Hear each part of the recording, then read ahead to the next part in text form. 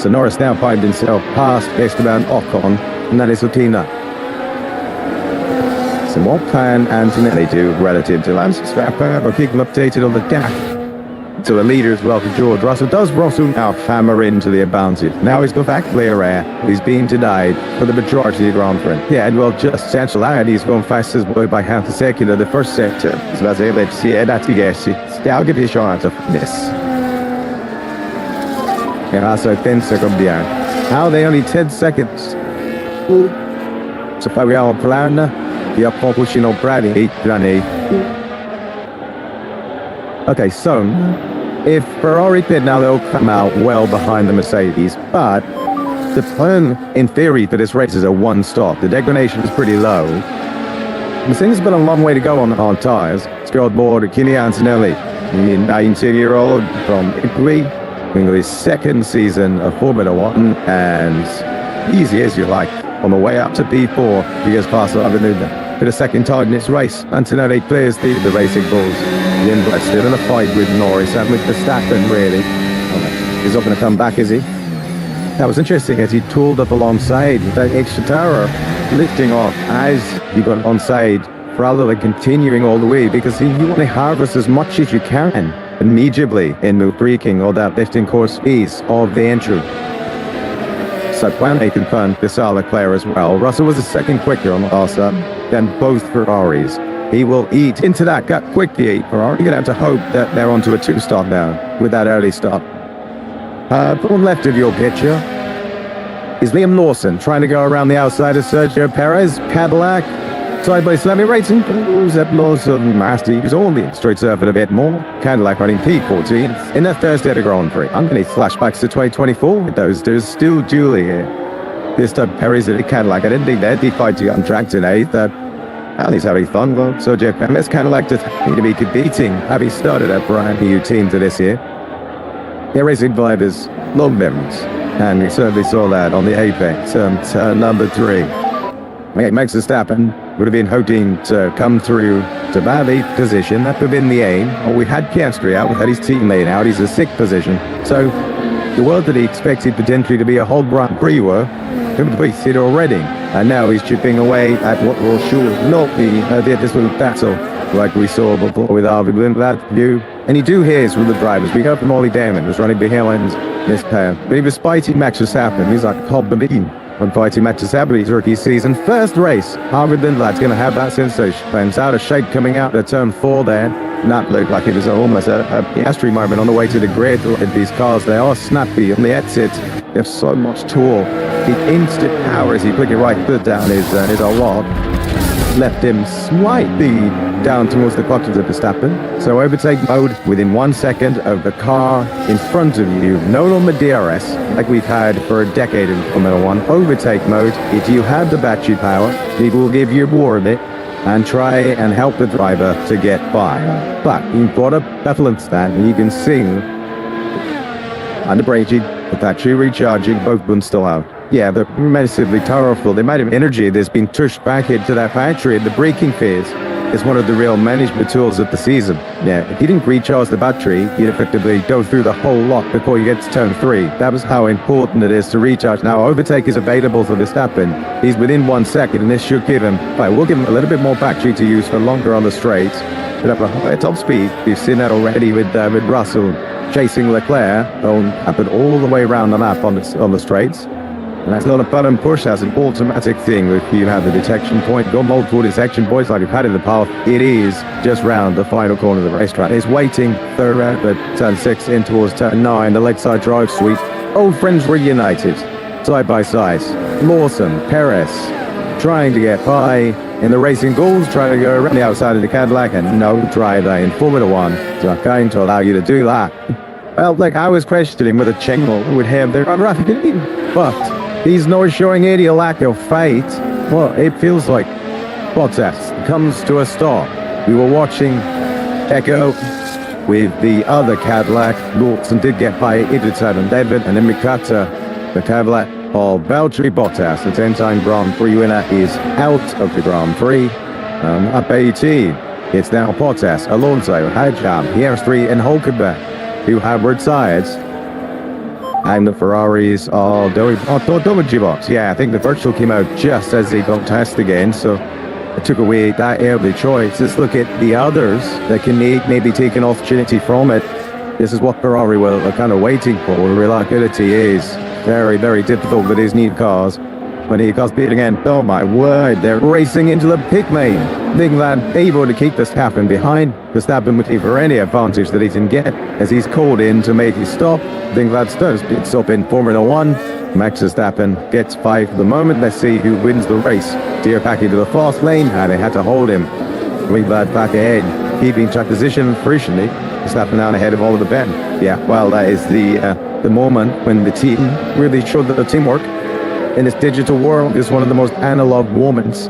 20 people descending on the car to change those wheels and tires. That was experienced though as a rookie on the way into the pits as well. I think Verstappen knowing exactly how hard he could push as he paired in. And Limbaugh being a bit cautious there, Max having to just wait until they got to the limiter. Pit stop though, and that's another big hurdle down for Arvid Lindblad. He's been jumped by Norris though. That's Norris ahead of Lindblad. They both pitted Norris at the earlier stop. If Leclerc starts, it'll be Nipitavio and Antonelli. Russell will inherit the race lead if the Ferrari stop. Hamilton will come out behind Antonelli. So they haven't got the gap, and it wouldn't have a massive offset in tyre life either with 6 laps. So that's the debate of the Ferrari. Is that enough of a window to go to the end? Or do they wait for another BSE in a much nicer pit window, and then only go to pit anyway? Pit entry is now being closed because they've got to recover the Cadillac from the inside. It's a temporary facility, this. There you go, that's why it's been closed. You cannot risk cars coming in that proximate to the mast. Yeah, but what they'll do is take it down into the support pit lane. So again, as you go on board, I don't think they'll really have much longer of the box safety car. No, and if Ferrari were planning on pitting, that's a disaster because they missed the chance of the timing and they missed the chance of the closure of the pits. Yeah, locked up the Valtteri. The edge is still running, but it's like a post-hydraulic for the gearbox, so it's just locked to the axle. Miles Levy adores Australia, and it's not been the easiest weekend. I'd like you've been doing a lot of learning in their first Grand Prix, and a lovely reception for the 10-time Grand Prix winner. Indeed, he's Miles. He's not the only one. Green flag racing once again. Good anticipation for Max Verstappen, defending from Arvid Lindblad, and he stays ahead of the 4-time world champion. Well, look, this kid is just an he's just what disrespectful, and we call him a kid. He's a kid relative to my age, but he is just showing his strength, showing his fighting mettle, and not pleased at all by Max Verstappen. Well, he's borderline, isn't he? 18 years old, yeah, fourth youngest full time in the history of Formula 1 championship, began in 1950. And the boys scrapping going on behind as well. And here we go with Max Verstappen. We're on board with him. This plateau section closing in. Still has access to overtake mode if he needs it. And he go around the outside. Great defense on the restart. Rapidly, but it's about to end. Sweeping by, taking the position of Max Verstappen back up to P6. Been made to start now is switch onto the medium tyres, which are a pretty handy set of tyres as well. That's a good compound. This kind of Ferrari is running consistently out front still. So now Verstappen can go hustling up and Norris on his press tyres and get back towards that 5th place, which is the best still the rest of the moment. That tyre is still okay. It did not fuck to be the same time. And he doesn't want to be stacked. So there's clear instruction. This is what I was saying earlier. You know, the team have strategy, of course they do. They've got to be as the driver, you're the conductor of the orchestra, and he's made that quite clear at the full-length trials. That would have been at the lead radio message from the virtual safety car.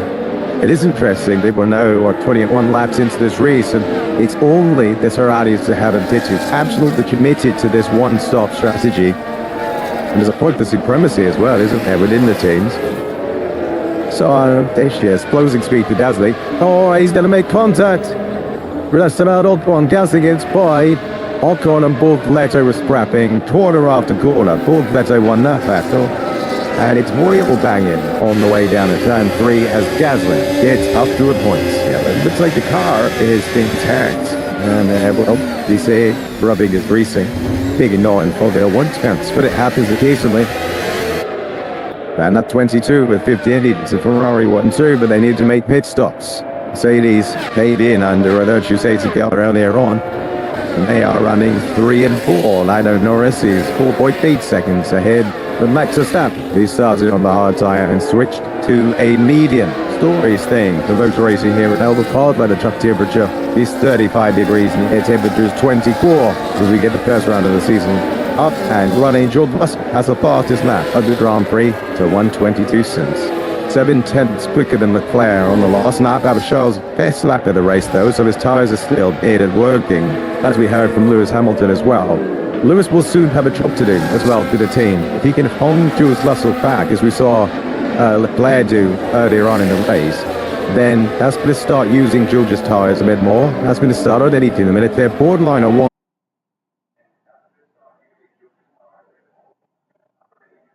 flag, or still going to be that, but in terms of the wheel-to-wheel racing, we're seeing a lot of compromises. Sergio Perez, when they off the throttle, then they show Leclerc go by, responding to the disruption and going back down there. So overall, this is incredibly impressive how like the Ferrari. They were so disappointed yesterday to not be in the top 3 in qualifying. Both drivers thought that if they nailed it perfectly, they could have just about beaten Hadjar. They were perplexed that they were so far away from the Mercedes, and it was 8/10 that Russell had on anyone that wasn't his teammate. It's not bad in race trim. Obviously the starts are their own thing, and that's what's Davis this position. But outright race pace, they're closer. Remember, Russell was on 12 laps pressure tyres. He is quicker. They're even half a second on the last lap. It's no night and day like it was yesterday. Yeah, Ferrari were really unhappy as a team with how they executed their qualifying session. Basically, they felt they had to load the time on the table. In race pace, they are contested. They're on for 1-2. They do need to make pit stops. Oscar Piastri speaking to the world's media. Disappointing day for him. And still, the incredible stamp. How you know what's going on. Driver on the podium there in the World Championship era. Brilliant drivers. Whether Ricciardo and Piastri still can't find their road numbers. Okay, Ferrari have an advantage over George Russell. That danger man is now 4.1 seconds away. Speed is clearing the sole remaining Cadillac of the race, which is Sergio Perez, Mexican driver, 6-time Grand Prix winner, back in Formula One, having missed last year.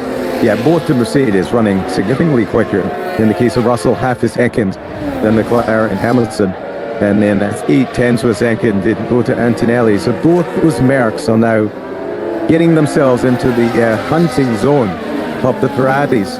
So Hamilton at the moment managing his days relative to Leclerc. But anytime soon, he's really start seeing that Mercedes hit his motors. Yeah, right now the race is in balance. The Ferraris are being cooled by the Mercedes of George Russell. Antonelli's got the fastest lap on the last lap as well, and he's closing in. A full safety car. They'll pit with fresh tyres, and they'll be right with Mercedes. And the race will be back in their hands. And given the attrition rate, the cars we've lost already 5 out.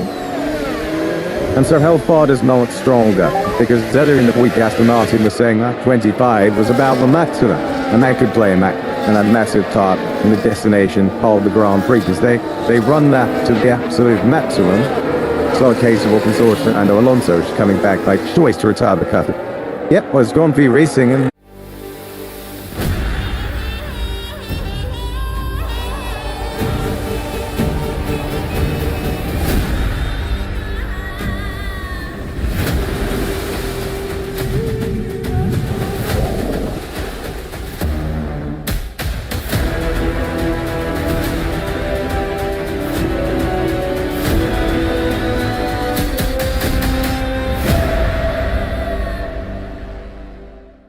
took a good jump, 8/10 out of him. Didn't take much out of Leclerc. Down to turn 3 is a few laps to go. Yeah, Gasly laid on the brakes trying to get past his old fire rest of it. And not gone, bang, through, but under investigation for that one. Let's just try and unpack it. You see the damage to his front wing end plate. Well, that contact was made. It's still largely speaking in place. But it seemed to me there's no question that Ocon knew he was alongside as Ferrari have decided this is the moment. Well, that's the call. I don't feel that they can go any further You ideally would run this as far as possible and hope for a virtual safety car or a safety car. They're going to get neither, and they're going to sacrifice a lead. Charles Leclerc has been called to the pit lane. Well, that surprises me. That surprises me a lot. Any fails, so the race lead is coming in. That's going to be a full 19-second stop. He's going to come out well behind Antonelli, and they lose any chance of better pitching under another safety car. Given they've already had a couple, you think, and you hang on. The pace was okay. Well, we both find out in the remaining laps whether this is a strategic error or they've worked brilliantly hard on, but the information we have known, plus 2 virtual safety cars. This is very peculiar. Yeah. It seems like that is exactly what the Mercedes would want.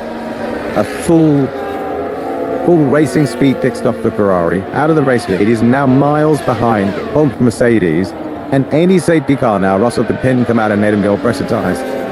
And in all consideration, when you've got the teams that did the fewest laps in testing, had like Aston Martin, and Malta's gone back out. They're done a fix and they're putting back out there. When there, we've still won it. There is a big opportunity of the evidence of 9 days of pre-season testing that those cars will struggle, or at least there's a chance. It's not like to put it 3 here at the back of 4. Either way, Ferrari just deciding they couldn't go any further. And they had the track position. They still did with Hamilton. But until Robson is whipping or overtaking it, keep the track position. I'm George back, make him ease his tires to come through. That has worked out perfectly for Russell. Hamilton now has the race lead. Well, he do, and it's staying out. But on those old tires, he's running consistently, and he has done between half-second and 8/10 slower than George Russell. And with the tools they have at the disposal, how can he defend that the way they included the Phineas formula? Let's have a look at Lewis Hamilton's tires.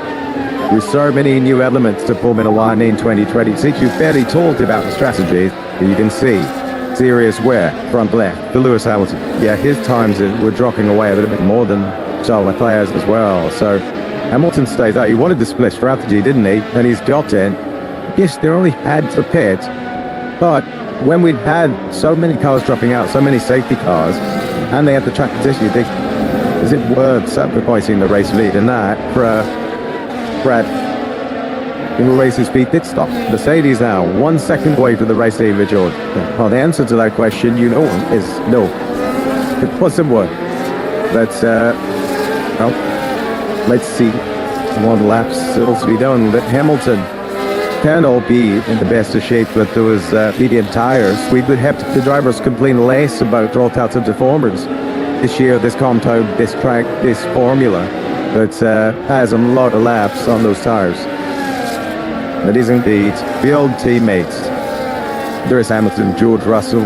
Hamilton last year moving to Ferrari. This is the start of his 2nd season. And Hamilton coming off the back of a season where there was no front row start, no pole position, there was no podium. There was a single sprint win in China. And Ferrari in a much better place than they were. If you consider that the majority of the laps they led last year was the Hungarian Grand Prix in the middle of the season.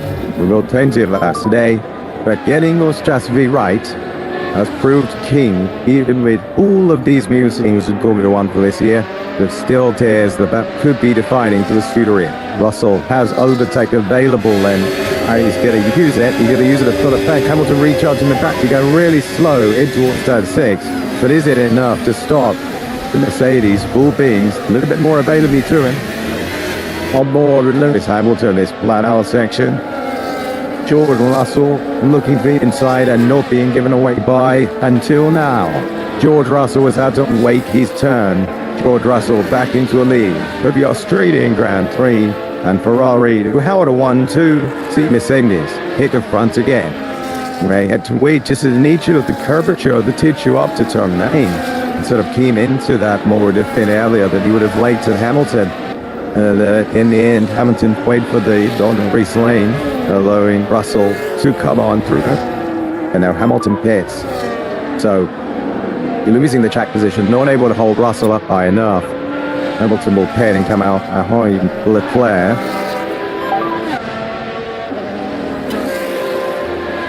Into the pits comes Lewis Hamilton. It's Russell, Antonelli, Hamilton, and Leclerc. That Leclerc will go through. And he claims his spots on the podium. What's it all based in the Ferraris do now? They'll have pressure tyres by 13 laps on with the Mercedes. Will the Mercedes need to fit again? Figure out to watch for this Bible. Copy that. Loves a low range in one stop, doesn't he? The Pippin always has. Well, yeah, cars being weighed this year without the weight of the tyres. I guess the thing is as well, if he's too uncomfortable with the bed as it sits right now, fuels will continue to come down as an estimated of an overall effect this year. But you can afford to wait to see is another safety car or virtual safety car coming up. Big look up to Lindblad as we watch from Holly Bandman's point of view down towards turn 3. So this is a fight for what is technically the best of the rest behind the big four teams, both having really good races. Lindblad, the star of the opening lap, and just pointing away there. Made a pit stop. These names come definitely the future of Formula One, with young guys familiar with competing against each other in the lower formulas, and firmly in the points here. Like Jeff Buftoletto in the Audi. I know it's the Sauber team rebranded, but that would be quite nice for their team if they were to score points on debut. Hey, plus with Ferrari, they didn't get the chance to pit at the second virtual safety car, which would have been a better decision. They would just round it and then the pit lane closed. So it was a nightmare scenario for them strategically at that point. Yeah, but you can only use the options available to you. That wasn't an option. The social was. Yeah. Also, Alex Albon dismissed to his teammate Carlos Sainz. He's up to P12, and that wasn't a contest at all. Roglic class with a Thai driver trying to score his first point today since the Italian Grand Prix last year in September. Albon County running through the 12. Gasly being investigated for his overtake on Esteban Ocon. Now he's going to lay out a point at the moment. They started well out of the top 10. Gasly 40, for the great off on 30, for taking advantage of others. And Jordan necessarily slowly is now going to investigate after the rest of the season. That's to try and recharge the battery, and he's done something. However strange was that when Gasly started to fire it up, because it was a massive closing speed, wasn't it? Yeah, of all the things that you can criticize for as a Grand Prix driver, driving slowly, putting up the most, unnecessarily slowly. What are you doing, man? Yeah, I think Esteban might have one long reply to that, because they've now in the new deployment nodes around the sun. Yeah, I think we should note the fact that this is a journey of discovery, not only to the teams, the drivers, but also for the stewards who have, they'd see, amended the rules of engagement, the racing.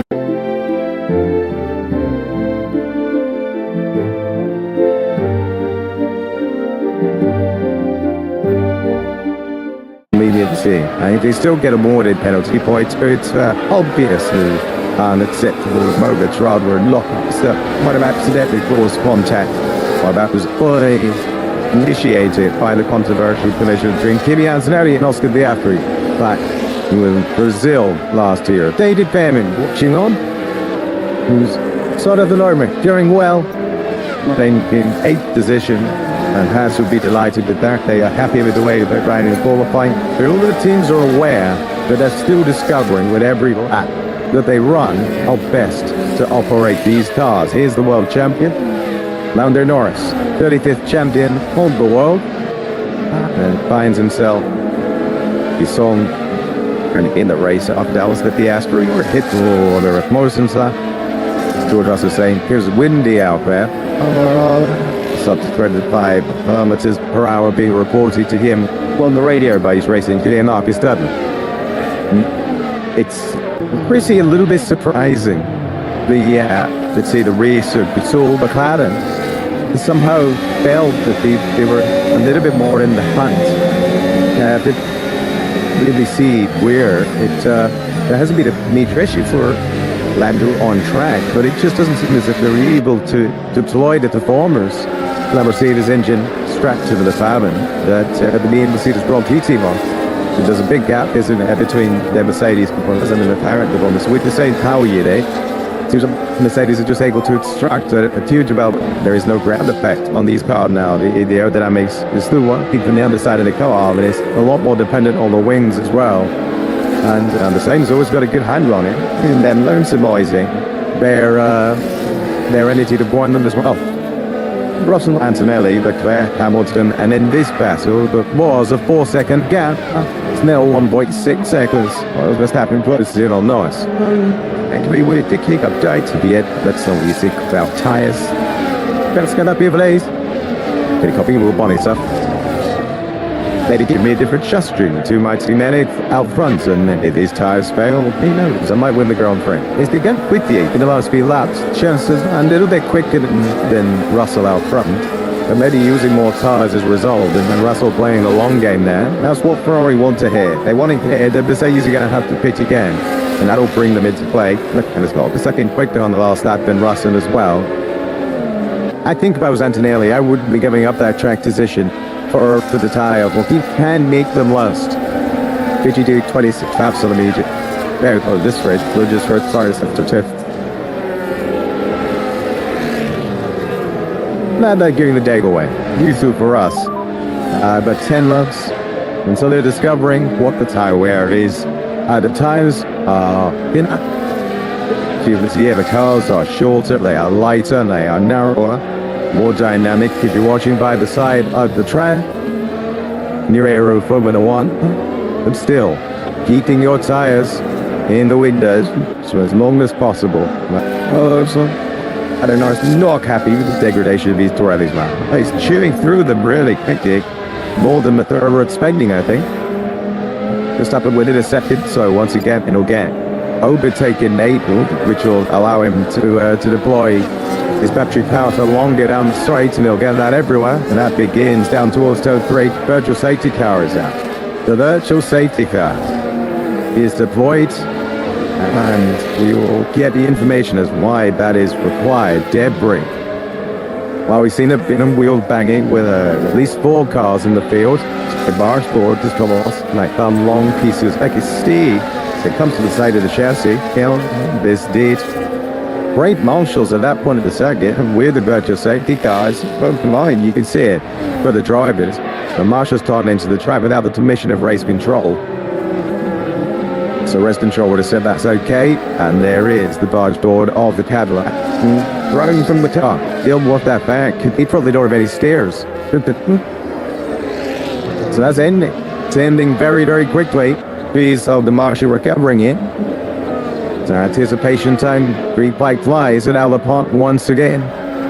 Hosting his 29th Australian Grand Prix today. Lando Norris ahead of Max Verstappen, but it doesn't look likely to stay that way. And it has a look. There's no need to take any bold, braking move. The inside of 11. Those medium tires on the right board, working a lot better than the hard tires for Lando Norris. And the driver who started in 20th place is looking now at 5th. A superb recovery. After the slider, Norris comes in to change tires. It again, medium tires that he didn't want then. It's not 26 laps, 24 laps to try to do. There you go. He had another couple on a short set of odds instead. Now it always tends to be the case that tires spin and in your sort of prediction of how long they'll go as the track offers in as a Grand Prix. Distance increases, think the tire wear tends to become more in your favor. So he may not have been loving it, but I suspect he will be able to take close to the end. But Antonelli lost out by about a second in that VSC compared to Russell. I was just getting the gap down slightly. Neither Mercedes have a chance to hit under the VSC. It ended just as Jeans is coming around the penultimate corner. I think they probably would have taken that chance were they afforded it. Would have given Charles Leclerc the race lead again, but Russell with much the tyres to go hunted down to get to the end of the race. And Antonelli had Albon in the way, so that BSC, so you can see them in the background there. He's not cured Alex Albon, but that cost him a little bit of time to his teammate. Okay, first race on the new regulations, so reliability cannot be guaranteed at a tour. And on those are back in the pits. With head things that didn't back out there. Stroll continuing to run for Aston Martin. We're on to a vehicle as possible to start on the weekend. Here's at the back. Perez Sainz has lost a lot of running this weekend in mechanical issues. They've really struggling. And Lawson's had some wheel banging moments. With Sergio Perez, Paula Pinto was given a penalty for a start infringement, so he's slow off the mind of the formation up. He was penalised for it. Delvin finds himself in 12th position, took back thing with Gabriel Bortoleto, got it on, saw in the head of Gasly and Ocon, but as this stint has unfolded, they have managed to jump in. Lando Norris, unhappy with tyre wear, in 8th position. He will still, though, have the good to easily deck past Behrman and Eldo. On for Harvard Minvay is trying to become a point scorer on debut, the 18-year-old. 50 seconds behind Max Verstappen through to 5th in the Mercedes to win the opening Grand Prix of the year. As we go down to the first set, and board to George Russell, who chases Grand Prix win number 6 of his career. He's had to wait his time, hasn't he? He for so long wanted to be promoted to a team, and Mercedes rattled off 8 constructors' titles in a row. He was waiting at Williams. In hindsight, Toto Wolff said he maybe let him at Williams a year too long. Mercedes this year, as survey predicted, had at the early stages created a car that is working so well with the deregulations. Yeah, but he said his apprenticeship. He's been waiting for the moment when he got to Mercedes and coincided with them dropping in form. So I don't think anyone would begrudge him his apprenticeship in Formula One to the point where the Grand Prix is already won. And then there's seemingly long way to go for seemingly warming championships short with this package. Parakeet AI is an AI online call assistant that gives you the answer to every question on your online call, such as, what is your biggest weakness? Click AI Help and Parakeet AI will provide an answer based on your resume and customize it for the position and the company that you're applying for. Our app can also analyze your screen and provide solutions to any coding problems that you may get during your meeting. And the best thing about it is that it remains invisible to everyone else, so you can comfortably see all the answers while sharing your screen on your online meeting. This is our brand new desktop app. It's available both on macOS and Windows, and it is the best way to use Parakeet AI. But you can also use Parakeet AI right inside your web browser without having to download our app, or even on your mobile phone by placing it in front of your computer display. Try Parakeet AI for free today. I should expect to beat that time in Formula One 2026. We said that Lando Norris would catch Ola Gaming quickly. He has done so.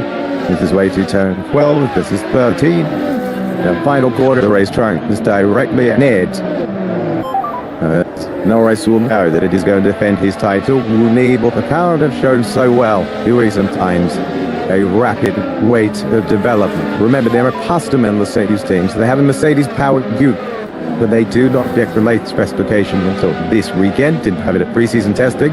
Mercedes have developed that. They can be understand. Lights in that ward is working unless Julian, that's a particular signal, because it comes on late as it was into super. I think both of them are in place. Normally you'd have the 2 warning lights deploy in the end plates at the same time, but it's almost like that they're showing different harvesting. The practice. So it's Russell Antonelli, then McLaren, Hamilton, Keswick. He's able to get up to 9th position. Sainz fighting as well. And Sainz had a really difficult time Australia. A race went lot in the past, back in 2024, but unfortunately the Spanish are really struggling. He has got at least some racing action ahead of it. So your racing action, another pass. But Lando Norris, he retained 6th position and has made light work of Behrman and Lindblad. And Lindblad's still on for a point scoring finish. But Behrman will want to put big pressure on immediately. Here's Gabriel Bortoleto. His 2nd season of Formula One. He's able to get past Esteban Ocon. These 3 have been fair with lap after lap after lap. It's Gasly with the advantage at the moment. Bortoleto after turns. And Ocon will try and come back. He's starting to be on. But Bortoleto might be able to pass both of them. He's on fresher tyres. Having a great run in the Audi. And the team will be so chomping, and they're starting like in Formula One to be lifting this at points. Science countries with the other Audi. Let's see that if Bortoleto with overtake available, Gasly maybe a little bit vulnerable here as Gabriel Bortoleto got more in the tank. Audi's first Grand Prix in Formula One, the old Sauber team. That name is no more. And Audi, who have built their own power unit as well. Not the easiest thing to do with congratulations, but they are running in one car, Bortoleto very, very pleased.